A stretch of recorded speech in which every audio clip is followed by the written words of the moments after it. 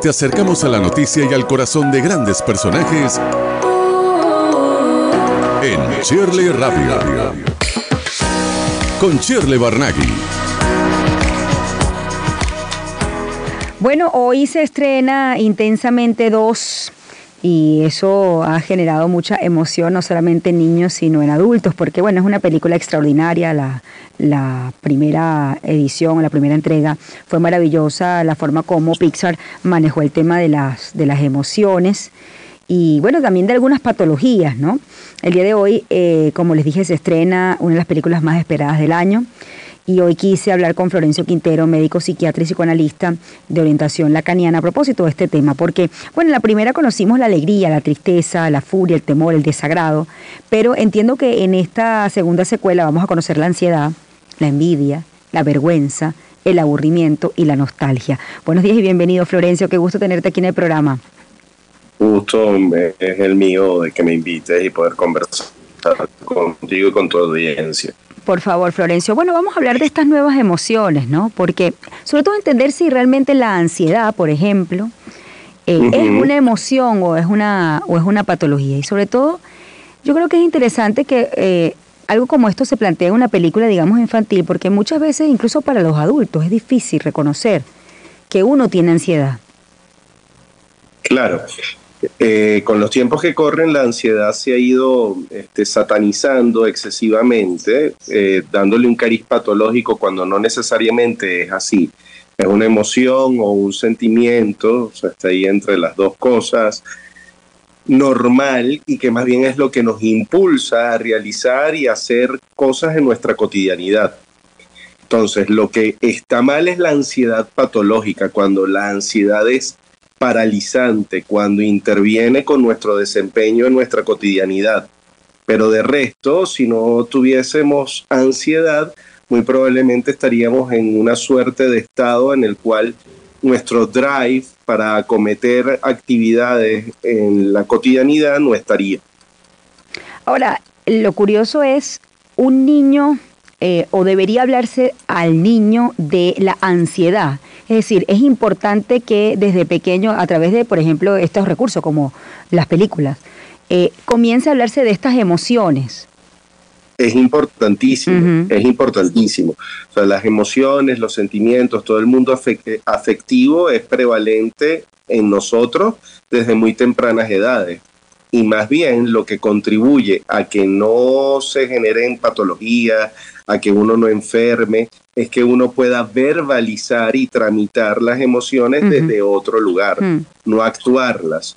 Uno suele darle primacía a las emociones positivas y las actúa, pero las negativas también te llevan, o sea, de ahí viene el término emoción, o sea, producen movimiento, producen acciones. Entonces las patologías, las emociones negativas, para que no se patologicen, en la medida en que uno las pueda tramitar verbalmente y hablarlas, y mientras más temprano sea, pues mejor se va a evitar que eso suceda. Ahora, esto es la ansiedad, ¿no? Pero hablemos de la envidia. ¿Uno puede nacer con envidia o la envidia es creada? Bueno, ahí hay un tema, si se quiere, una discusión larga, filosófica, pero yo soy de los que piensa que la envidia es constitucional de los seres humanos. Y creo que la mayoría del consenso de los expertos es así. También una emoción muy demonizada, porque decía una psicoanalista, Melanie Klein, que había envidias que eran destructivas, que nos llevaban a actuar malamente con la persona que es objeto de nuestra envidia. Sin embargo, una envidia bien canalizada, la emoción es negativa para el que la siente, efectivamente. Pero si uno es capaz de reconocer la envidia y verbalizárselo a la otra persona, eso pudiera, por ejemplo, servir como estímulo o acicate para tener logros. Me explico. Yo quisiera verme tan bien como se ve Shirley esta mañana con sus lentes oscuros. Muchas gracias. Entonces, bueno, en lugar de envidiar, o que eso pudiera ser una manifestación, si se quiere, superflua de la envidia, eso me podría servir a mí como acicate para moverme, ver dónde consigo unos lentes tan bonitos, arreglarme más. ¿Me explico? Bueno, es interesante este tema de la envidia y sobre todo, bueno, que una película, fíjate, me llama la atención cómo reconoce puntos que están muy relacionados con el mundo de hoy, ¿no? Bueno, la ansiedad, en un mundo bastante, digamos, con distintos estímulos estresores. Bueno, la envidia, porque vemos también los demás, las cosas de los demás a través de las redes sociales. El tema también de la vergüenza, porque bueno, tenemos como al estar en la palestra pública, ya todos, pues no tienes que tener, digamos, una condición de figura pública, sino que estás allí, estás en las redes. Bueno, estás expuesto a situaciones que pueden darte vergüenza o que otros puedan tomar para que tú sientas vergüenza. Y el aburrimiento, ¿no? Qué interesante también. El tema del aburrimiento es una película de niños, ¿no? Es decir, el aburrimiento de antes es distinto al aburrimiento de ahora, Florencio. El aburrimiento, todas las emociones tienen su sentido y eso creo que lo explicó muy bien. Habrá que ver esta nueva película de Pixar. Sí. La primera, a riesgo de hacer spoiler para los que no la han visto, pero bueno, con todo el tema de cómo se pretendía sacar a la tristeza de la ecuación, ¿no? Yo creo que estamos en una sociedad y en una generación donde tenemos que aprender otra vez a aburrirnos. El aburrimiento, bien entendido, puede ser la génesis de momentos creativos, de circunstancias, si se quieren, muy satisfactorias ulteriormente, aunque el aburrimiento en sí mismo no es precisamente divertido. Bueno, no es divertido, pero también es necesario el ocio, ¿no? Un pedazo de ocio, ¿no? Para, entendiendo lo que pasa es que, claro, el aburrimiento entraña una postura de disconfort ante ese ocio, ¿no? Pero como así el ejemplo de la envidia, las emociones displacenteras también permiten, desde el punto de vista de nuestro cableado neurobiológico, acceder a otros espacios de nosotros mismos que si no nos estarían vedados, como por ejemplo la creación. Yo creo que una buena dosis de aburrimiento es muy necesaria para poder crear cosas. Hablemos de la vergüenza, ¿no? Yo estoy pasando por toda, no estoy haciendo spoiler, pero es lo que se ha hecho viral, por así decirlo, en el tráiler ya desde hace muchísimo tiempo. Y yo creo que también, fíjate, yo supongo, Florencio, que en los entornos de psicólogos y psiquiatras, bueno, es una película que además entiendo que fue muy bien aceptada, ¿no? Es decir, cómo nosotros, a través de estos elementos de los dibujos animados, creamos conciencia de este tema o nos familiarizamos con este tema. Sí, cómo no. Además está muy, muy, muy bien ejecutada. O sea, todo el equipo de Pixar y los creadores de la película en cuestión se documentaron con neuropsicólogos, neurocientíficos, para hacer como toda esta puesta en escena metafórica de las emociones y el cerebro de esta niña que está atravesando ese duelo en la primera película por la mudanza. Lo más realista posible y al alcance de todo el mundo, una situación que es muy compleja. A ver, hablemos de la vergüenza. Vergüenza, ajá. Que también está en esta Intensamente 2, está allí. Bueno, y es una emoción característica de la adolescencia, ¿no? Con todos estos cambios corporales que entiendo que el personaje de la primera película ha crecido y de ahí se complejizan las emociones y aparecen estas nuevas emociones, los sentimientos y aparece la vergüenza.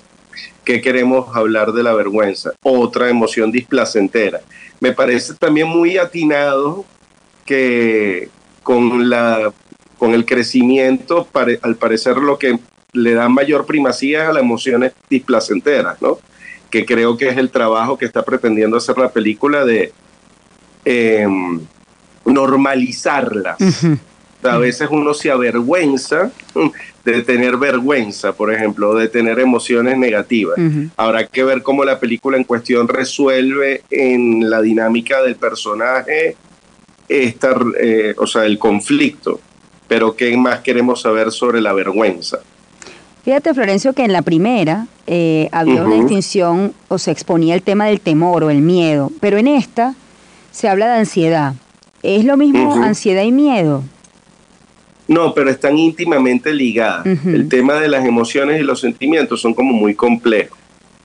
Fíjate, cuando hablas de la primera película, que eso puede ser un dato interesante, donde hay mayor consenso en los especialistas, es que hay como 6 emociones primarias, que son las 5 que aparecen en la película, y creo que falta La sorpresa es la que faltaría, que son las que tienen respuestas autonómicas y son como más comunes a toda la sociedad, aunque siempre están, y a todas las sociedades, aunque siempre están mediadas por el contexto cultural.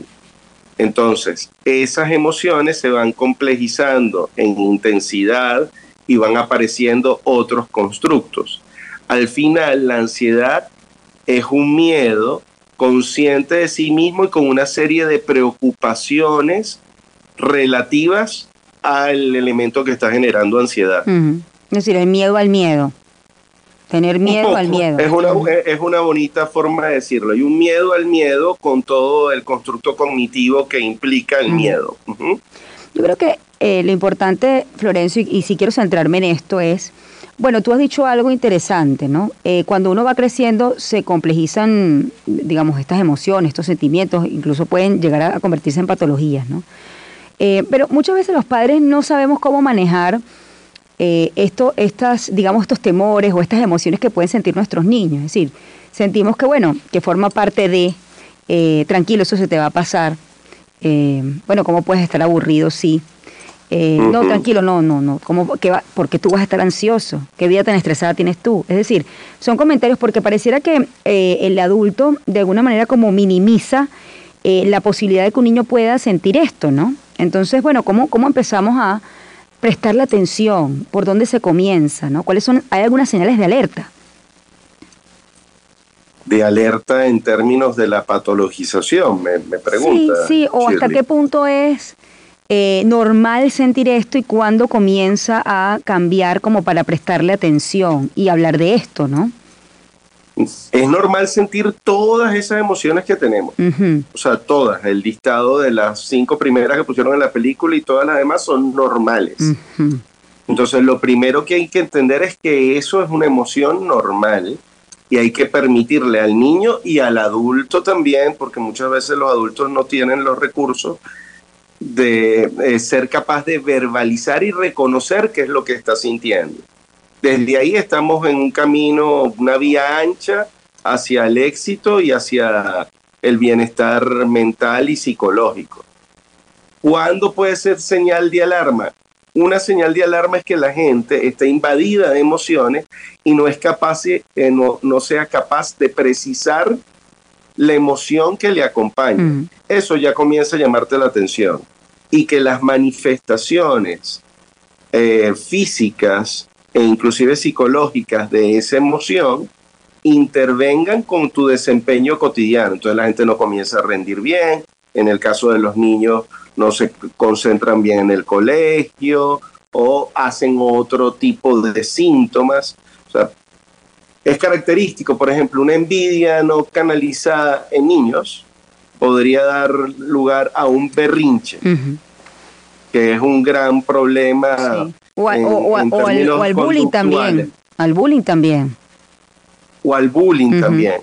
Por eso, entonces, es cuando comienzan a asociarse otros comportamientos ya más alarmantes. Pero en esto sí quiero ser ultra enfático. Todas las emociones, inclusive las displacenteras, son normales. Entonces, el entender esto, y de ahí el valor de la película, bueno, de esta serie de películas y de esta nueva, es importantísimo porque va a poner sobre la platea, o lo que tú estás haciendo aquí en este programa, que la gente comience a conversar más abiertamente sobre lo que siente y cómo lo siente. De todas ellas, la de esta última, ¿cuál te parece la más compleja? Envidia, vergüenza, aburrimiento, nostalgia, ansiedad. La más compleja para manejar. Como emoción. Ajá. Fíjate, es que, claro, tendría que ver cómo la plantean específicamente en la película. Sí. Pero según entiendo, el aburrimiento que plantean en la película, que es el ennui ese francés y tal, medio filosófico, tiene que ver más con la anedonia y como una suerte de pérdida de sentido o no claridad en el sentido de lo que uno quiere hacer, de trascendencia. Sí. Entonces pienso, si es así, que esa sería como la más compleja. Bueno, pero todas tienen su complejidad. Bueno, me parece que la envidia es compleja de manejar. Pero fíjate, ahí creo que hay como un veto, es compleja, pero creo que hay como todo un tema sociocultural de que como es muy feo sentir envidia, se le da una vuelta de tuerca haciéndolo aún más complejo de lo que debería ser. Si todos, por ejemplo, normalizáramos qué es tener envidia, o sea, yo siento que quiero lo que el otro quiere y me parece injusto. Entonces lo primero es trabajar más en la autopercepción de nosotros mismos, en la autoestima y ser capaz de poderlo plantear al siguiente, o sea, a la persona objeto de la envidia, y ese solo elemento te da como una descarga catártica. Entonces no me parece tan complicado. Bueno, pero hay niveles de envidia también, ¿no? Dependiendo de la intensidad y del gradiente. Sí. Bueno, Florencio, hoy se estrena. Supongo que toda tu familia y tú también van a verla, como la mía. Seguramente. Creo que es una buena oportunidad para hablar de esto en casa, ¿no? Y que el niño también, el niño y el adulto, porque el adulto a veces no sabe también reconocer estas emociones. Así es. O sea que todos tenemos que hablar más de lo que sentimos y estar más conscientes de qué es lo que sentimos. Ese es el camino a tener mayor bienestar psicológico. Bueno, aquellos que no tengan todavía muy claro o no definan qué es lo que sienten, pueden llamar al doctor Florencio Quintero, @doctor.florencioquintero. Allí te pueden conseguir.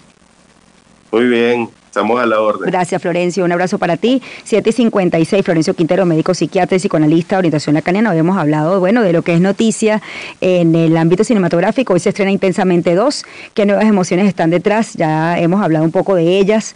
Hemos hecho como un repaso breve: ansiedad, envidia, vergüenza, aburrimiento y nostalgia. Se une a la primera: alegría, tristeza, furia, temor y desagrado. 7:56, vamos a hacer una pausa, ya volvemos.